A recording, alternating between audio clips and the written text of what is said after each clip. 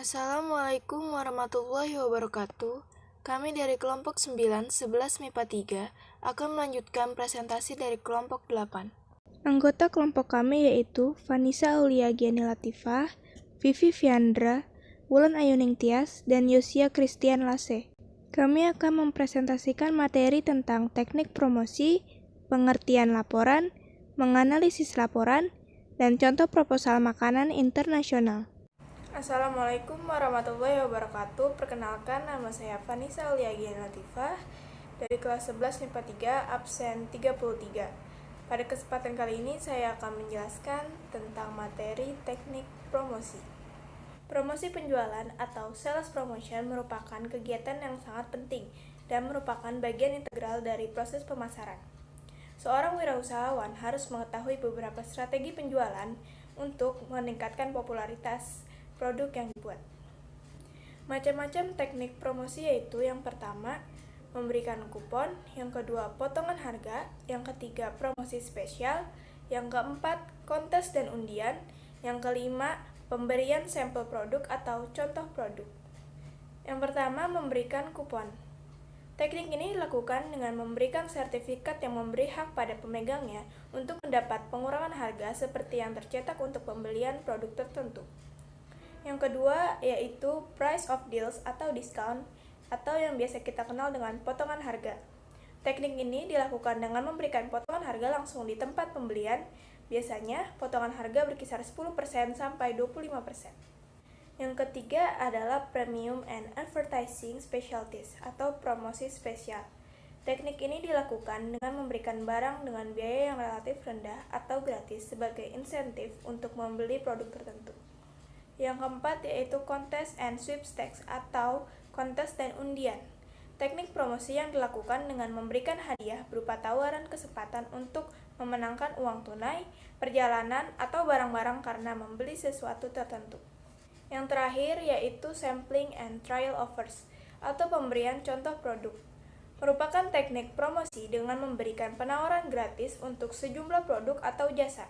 Pemberian sampel adalah cara yang paling efektif dan paling mahal untuk memperkenalkan suatu produk baru.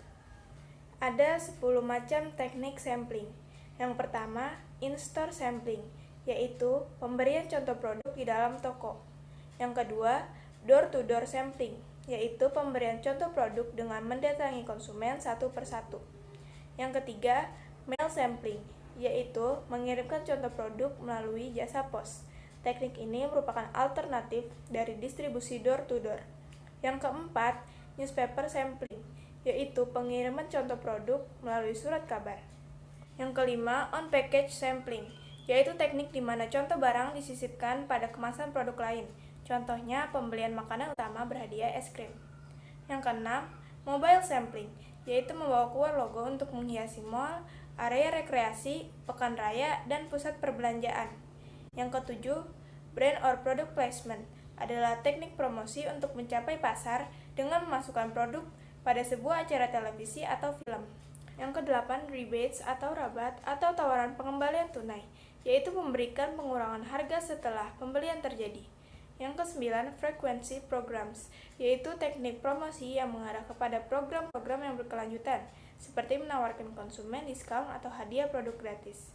Yang ke-10, event sponsorship, yaitu menjadi sponsor pada suatu event besar yang banyak didatangi oleh konsumen. Sekian dari saya, selanjutnya akan dilanjutkan oleh teman saya, Vivi Fiandra. Kurang lebihnya mohon maaf. Wassalamualaikum Assalamualaikum warahmatullahi wabarakatuh. Nama saya Vivi Fiandra, absen 34. Di sini saya akan melanjutkan presentasi dari teman saya Vanessa Aulia, yaitu dari halaman 194 tentang laporan kegiatan usaha makanan internasional.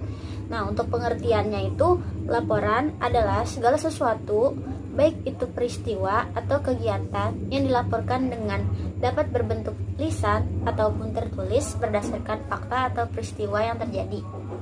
Nah, untuk jenisnya ada laporan non-formal.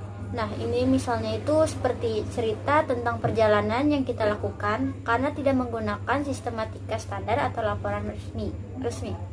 Nah, untuk laporan ini ada alasan tertentunya kenapa dia dibuat.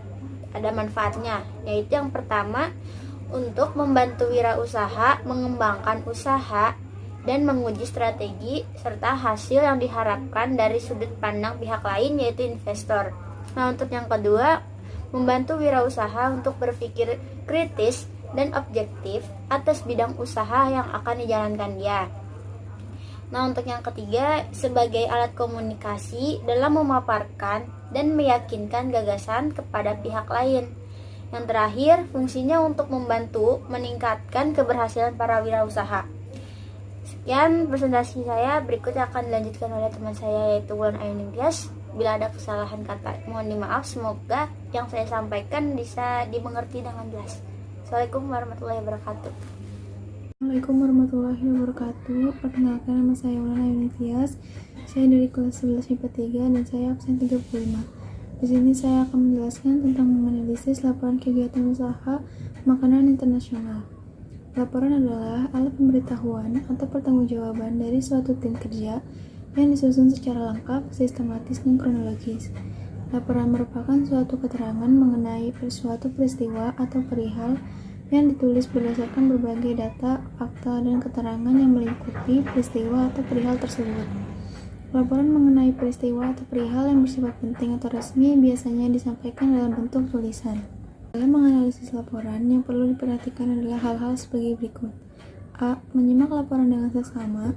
B. Memahami isi laporan dari bentuk, isi maupun kebahasaan. C. Menguraikan secara detail atau rinci pokok-pokok isi laporan. D. Melakukan pengecekan terhadap setiap hal yang dilaporkan secara detail dan cermat. E. Tidak mencampur adukan antara fakta dan opini. F. Melakukan kajian terhadap kebenaran atau ketepatan hasil laporan tersebut. Dan G. Memberikan suatu pandangan atau pendapat terhadap laporan berdasarkan suatu teori. Dan hari ini bakalan menyampaikan sebuah presentasi mengenai cara membuat laporan kegiatan usaha makanan internasional.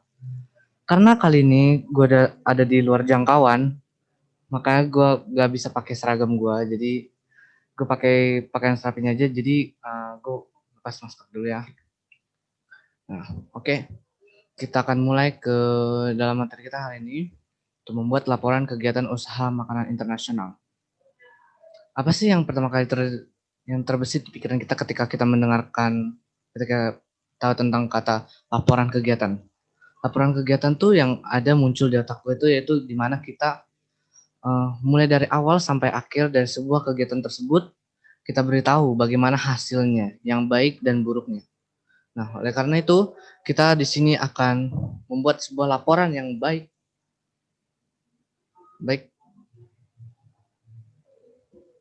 Next.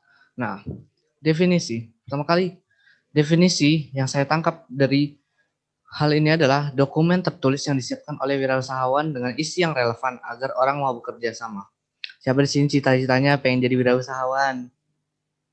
Nah, untuk kalian yang pengen jadi wirausahawan, kalian harus bisa membuat laporan ini.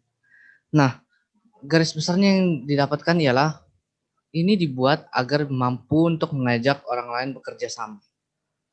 Karena dengan ini orang bisa dengan mudah percaya, bukan dengan mudah, namun orang bisa mengetahui kemampuan dan skill kita sehingga orang bisa tahu kenapa mereka mau bekerja sama dengan kita. Next. Nah, ada 3 sifat laporan yang harus dimiliki. Yang pertama itu ialah mengandung imajinasi. Kenapa mengandung imajinasi? Yaitu di mana laporan tersebut harus bisa digambarkan dengan jelas walau melalui otak.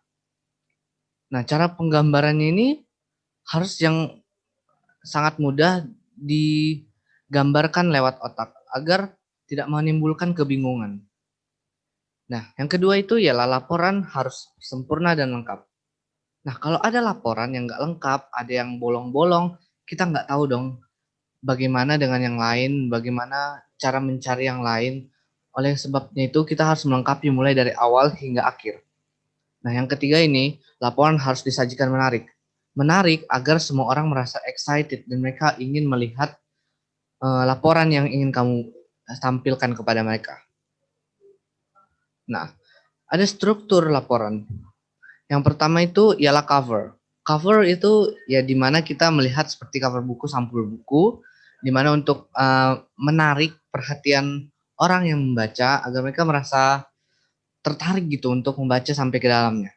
Nah, Kemudian kata pengantar. Kata pengantar di sini seperti awal-awal bagaimana kita menyampaikan untuk apa tujuan dari laporan ini dan setiap yang kita harapkan agar bisa terjadi di laporan ini. Nah, kemudian yang ketiga itu ada daftar. Nah, daftar itu terbagi oleh 3 hal. Yang pertama itu daftar isi. Daftar isi kalian tahu lah ya, itu dibagi oleh perhalaman-perhalaman di mana garis-garis besarnya dan disampaikan dengan nomor halamannya. Dan kemudian ada daftar gambar, mirip seperti daftar isi juga, namun berisi tentang gambar-gambar dan di mana. Nah, juga begitu juga dengan lampiran. Nah, next, ada 3 bab yang ada di dalam laporan. Yang pertama itu adalah bab 1, yaitu pendahuluan. Nah, pendahuluan ini adalah bagaimana kita penjelasan sejak dari awal sebelum kita memasuki kepada laporan yang akan disampaikan. Nah, yang pertama itu ialah latar belakang. Kenapa latar belakang? Latar belakang ini dibuat untuk mengetahui apa sih awal mulanya kita ingin membuat laporan ini. Seperti contohnya, gue pengen bikin usaha pisang goreng nih. Nah, kenapa gue pengen bikin ya? Karena ada pohon pisang di rumah gue yang luasnya sehektar. Jadi, lu bisa memberdayakan pohon tersebut, bisa memberdayakan lahan pisang tersebut agar bisa diolah menjadi pisang goreng yang enak. Nah, kemudian yang kedua, tujuan kegiatan. Tujuan kegiatan itu ya kegiatan dari apa yang akan kita buat, kerjasama yang ingin kita buat. Untuk apa sih tujuannya? Mungkin ada beberapa tujuan, yaitu tujuan untuk sosial. Tujuan sosial itu untuk kita membantu sesama, membantu orang lain. Kemudian tujuan mencari keuntungan, jadi kita saling berbagi untung nanti. Dan juga tujuan lain seperti memasarkan kepada produk luar, seperti itu. Nah, yang ketiga itu ialah kegunaan kegiatan. Nah, sebuah kegiatan walaupun memiliki keuntungan, tapi kalau tidak memiliki kegunaan akan ada hal yang kosong di dalamnya. Oleh karena itu, sebuah kegiatan diperlukan kegunaannya yang jelas. Nah, yang terakhir ialah kajian teori. Kajian teori ini biasanya berisi bagaimana tentang apa-apa saja penjelasan definisi dari setiap barang-barang yang kita gunakan. Contohnya tadi yang pisang goreng. Nah, pisang goreng kita menjelaskan pisang goreng itu dari mana sih, terus apa manfaatnya, kandungannya, apa baik buruknya, gizinya. Nah, juga dengan cara memasak yang kita buat, mungkin kita menggoreng. Nah, cara menggoreng itu tata caranya bagaimana, terus apa baiknya, apa buruknya. Nah, begitu isi dari bab pertama. Nah, next, yaitu bab kedua, yaitu isi utama laporan. Nah, isi utama laporan ini kita akan mulai membahas penjelasan dari laporan yang kita buat. Yang pertama itu adalah rencana kegiatan. Nah, kita tidak bisa melakukan sesuatu tanpa adanya rencana. Yaitu mula-mula kita berangan-angan, dan namun kita tuliskan di dalam laporan tersebut apa yang ingin kita buat. Contohnya dengan pisang goreng tadi, kita ingin membuat pisang goreng menjadi hal yang paling laku, yang paling terkenal, paling laku di pasaran, di pasar snack ringan dengan dengan hasil yang sangat besar, untungnya sangat besar. Nah, seperti itu. Kemudian yang kedua, yaitu proses pelaksanaan kegiatan. Nah, pelaksanaan kegiatan ini mulai dari sejak kapan kita bekerja sama, kita ingin berkolaborasi, kita ingin melakukan kegiatan apa, mulai dari preparation-nya, yaitu persiapan, hingga nanti kegiatan di mana kita saat kolaborasinya, bagaimana kegiatannya, dan juga hingga nanti akhir dari kegiatan tersebut. Seperti tadi contohnya dari pisang goreng. Nah, bagaimana kita awal-awal kita membeli bahan-bahan terlebih dahulu bersama dengan teman kerja sama kita nanti, lalu kita bekerja sama pada hari H nanti, kita akan memasarkan, menjual dengan laku di pasaran nanti. dengan harga yang murah, dengan harga yang bagus, namun dengan kualitas yang tepat. Nah, yang ketiga itu ya laporan keuangan. Uang tidak bisa mengalir begitu saja, tidak ada yang namanya uang gaib. Nah, oleh karena itu kita harus melampirkan dengan jelas keuangan ini mulai dari pemasukan hingga pengeluaran. Nah, seperti itu. Begitulah isi dari bab kedua. Nah, next yaitu kesimpulan dan saran. Itu adalah bab ketiga. Kesimpulan dan saran ini biasanya membahas secara ringkas kembali tentang apa yang ingin dibuat. Nah, dan saran itu berisi tentang apa hal-hal yang dibutuhkan kembali untuk memperbaiki laporan dan kegiatan tersebut. Nah, yang terakhir itu ialah daftar pustaka untuk melampirkan mungkin adanya berbagai-bagai hal yang kita ambil, yang kita kutip dari buku, karya, laporan milik orang lain. Nah, kita harus lampirkan di situ daftar pustakanya. Nah, baik, sekian kali ini. Kali ini kita akan langsung membedah salah satu laporan yang ada yang akan kita langsung kita bedah laporannya. Saya punya salah satu contoh laporan yang sudah saya temukan. Bentar. Oke. Nah, oke. Kita punya yang namanya sini salah satu proposal yang judulnya proposal usaha bakwan Hungaria. Nah, namun dengan judul di bawahnya itu cita rasa kentang Indonesia. Mereka dengan bentuk makanan yang telah mereka sajikan dengan rapi. Nah, namun kekurangannya di sini ialah cover yang lebih baik menurut saya ya, bisa dikoreksi kembali. Nah, kemudian kita lanjut ke bawah yaitu di sini mungkin data-data kepentingan ya, kepentingan tentang data diri, pribadi, data usaha agar identitasnya itu bisa dengan jelas begitu. Nah, kemudian ada yang namanya dasar pemikiran. Nah, dasar pemikiran ini hampir mirip dengan latar belakang tadi. Nah, di mana dia ini membuat bakwan tadi ini dengan dia menggunakan dengan kentang. Di sini tadi kita baca, usaha ini saya namakan bakwan Hungaria karena sebelumnya ada makanan yang sejenis bakwan di Hungaria yang dinamakan strapakska yang terbuat dari potongan kentang. Nah, dia menemukan ide dari sana dan saya ingin mengkombinasikan antara makanan Indonesia dengan nama Hungaria. Nah, jadi ingat dasar pemikiran itu hampir sama dengan latar belakang. Oke, next yaitu tujuan. Nah, tujuan ini yang tadi ya, dia menjelaskan dengan rinci di sini ada menciptakan lapangan kerja sendiri agar orang mendapatkan lahan pekerjaan agar mereka bisa bekerja, kemudian memiliki penghasilan sendiri ya, kemudian menciptakan inovasi kuliner yang baru dan pastinya bisa tren kalau ini laku keras. Nah, mengurangi tingkat pengangguran, membuka cabang di beberapa lokasi dan mengurangi beban pengeluaran keluarga. Nah, ini secara internal ya yang kelima. Nah, kemudian itu ada detail produk. Nah, detail produk ini di sini dia menjelaskan